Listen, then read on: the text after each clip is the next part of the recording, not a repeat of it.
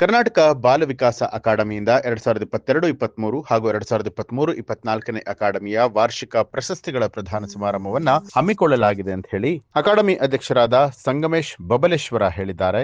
ನಗರದ ಜಿಲ್ಲಾ ಪಂಚಾಯತ್ ಸಭಾಂಗಣದಲ್ಲಿ ಸುದ್ದಿಗೋಷ್ಠಿ ನಡೆಸಿ ಮಾತನಾಡಿದಂಥ ಅವರು, ಇದೇ ಪ್ರಥಮ ಬಾರಿಗೆ ಕರ್ನಾಟಕ ಬಾಲ ವಿಕಾಸ ಅಕಾಡೆಮಿಯಿಂದ ವಾರ್ಷಿಕ ಪ್ರಶಸ್ತಿಗಳ ಪ್ರದಾನ ಸಮಾರಂಭವನ್ನ ಹಮ್ಮಿಕೊಳ್ಳಲಾಗಿದ್ದು, ನಗರದ ಸುವರ್ಣಸೌಧದ ಗಾಂಧಿ ಭವನದಲ್ಲಿ ಡಿಸೆಂಬರ್ 16ನೇ ತಾರೀಕು ಮಧ್ಯಾಹ್ನ 12ಕ್ಕೆ ಕಾರ್ಯಕ್ರಮ ನಡೆಯುತ್ತೆ ಅಂತ ತಿಳಿಸಿದರು.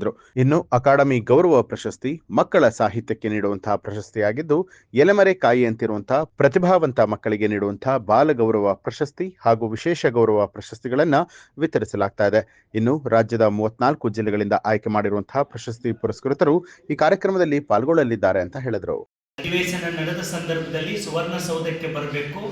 ಈ ರಾಜ್ಯದಲ್ಲಿ ಉನ್ನತ ಅಧಿಕಾರದಲ್ಲಿರ್ತಕ್ಕಂತಹ ನಮ್ಮ ರಾಜ್ಯದ ಗೌರವಾನ್ವಿತ ಸಚಿವರ ನೇತೃತ್ವದಲ್ಲಿ ಮಹಿಳಾ ಮತ್ತು ಮಕ್ಕಳ ಅಭಿವೃದ್ಧಿ ಇಲಾಖೆಯ ಗೌರವಾನ್ವಿತ ಸಚಿವೆ ಸಹೋದರಿ ಶ್ರೀಮತಿ ಲಕ್ಷ್ಮೀ ಹೆಬ್ಬಾಳ್ಕರ್ ಅವರ ನೇತೃತ್ವದಲ್ಲಿ ಸಮಾರಂಭ ಸುವರ್ಣಸೌಧದಲ್ಲಿ ನಡೀಬೇಕು ಅಂತೇಳಿ ನಾನು ಆಸೆ ಪಟ್ಟಿದ್ದೆ. ಅದಕ್ಕೆ ಅವರು ಸೂಕ್ತವಾಗಿ ಸ್ಪಂದಿಸಿ ನಾವು 16ನೇ ತಾರೀಕು ಇದೇ ದಿನಾಂಕ 16/12/2025 ಈ ದಿನ ನಾವು ಸುವರ್ಣಸೌಧದ ಉತ್ತರ ಏನು ಗಾಂಧಿ ಪ್ರತಿಮೆ ಹತ್ತಿರ ಇರ್ತಕ್ಕಂಥ ಸಭಾಭವನದಲ್ಲಿ ಈ ಒಂದು ಕಾರ್ಯಕ್ರಮವನ್ನು ಹಮ್ಮಿಕೊಳ್ತಾ ಇದ್ದೇವೆ. ಈ ಕಾರ್ಯಕ್ರಮಕ್ಕೆ ತಮಗೂ ಕೂಡ ನಾನು ಆಧಾರದ ಸ್ವಾಗತವನ್ನು ಬಯಸ್ತೇನೆ.